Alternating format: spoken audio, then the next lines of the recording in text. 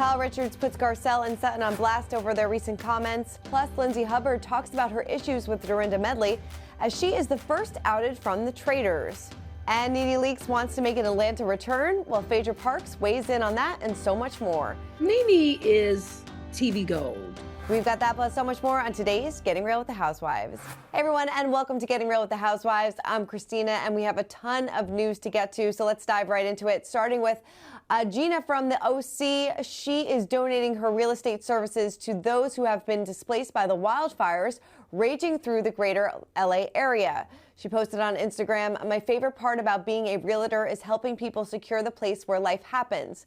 Thinking about so many people losing that is heartbreaking." She added, "We've been thinking of ways that we could try to help in a meaningful way. So the Gated Group, along with our team, has decided we're going to help anybody that has to relocate because of the fires from LA and are choosing to come to Orange County."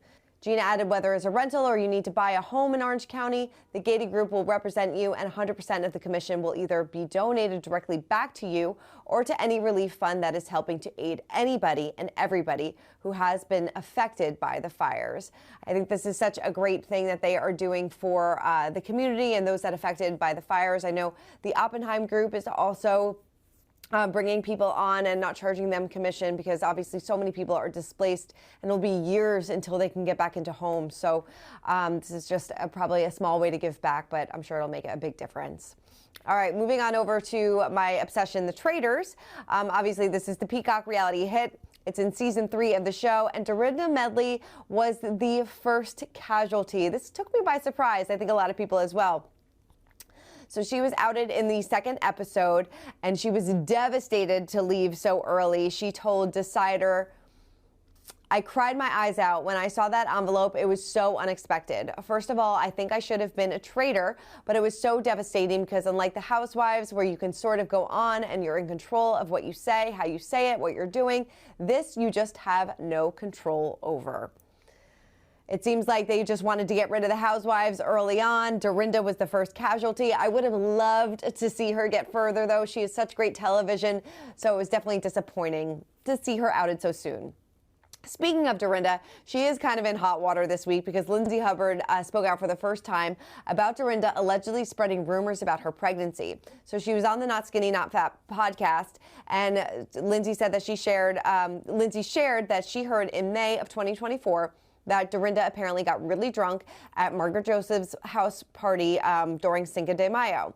She said, "Now, I don't speak to Dorinda. We have always been very friendly when we have run into each other. I actually really have enjoyed my interactions with Dorinda in the past. Dorinda is drunk, going around telling everyone that I'm pregnant, but unfortunately, I lost the baby and I had a miscarriage." Lindsay said she wasn't at the party herself, but multiple people told her what was apparently being said.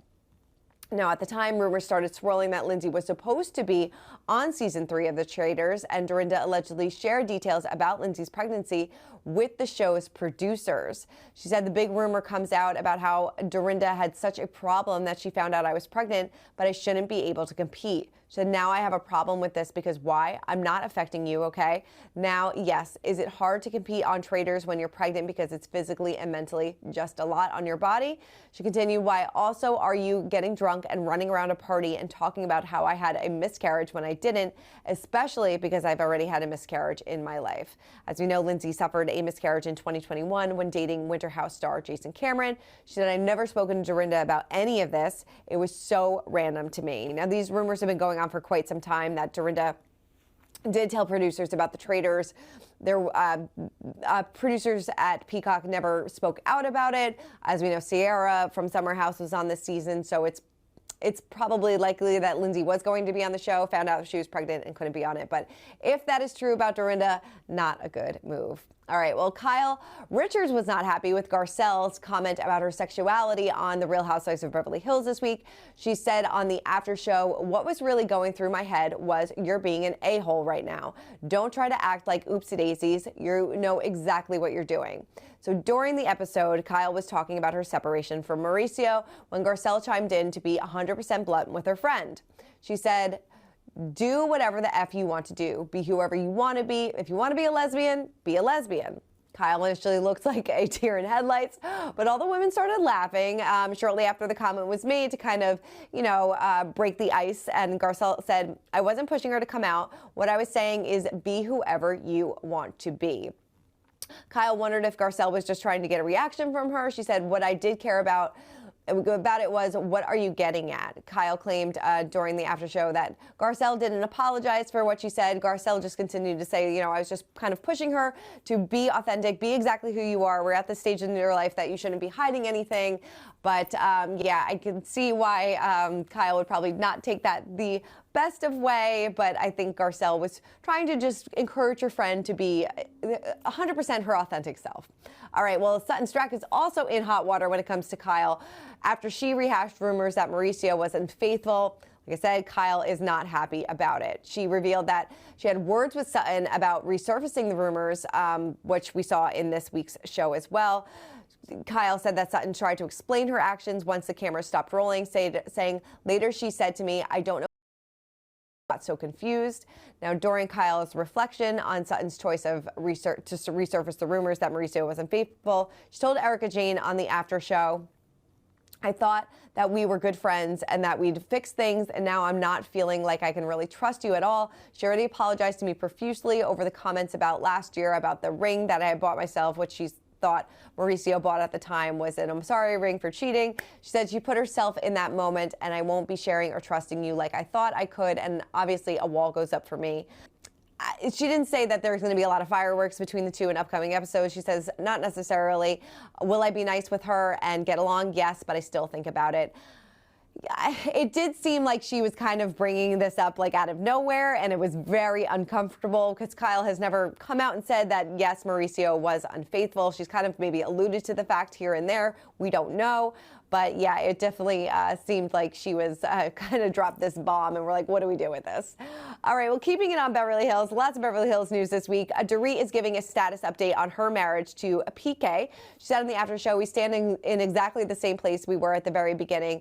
There is movement, but it's just not forward. It's left to right. I'd love to go forward, and I'm consistently trying to advocate for that. She said, ask me in another 6 months. Hopefully I'll have a better answer.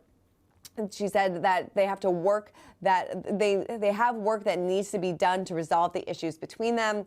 As we see, there seems to be a lot of issues between the two of them. So hopefully they get to some sort of resolution because of their kids. But I'm sure watching this back, probably not the best thing for their separation as well. All right, well, this was big news this week. So could Nene Leakes be returning to the Real Housewives of Atlanta yet again?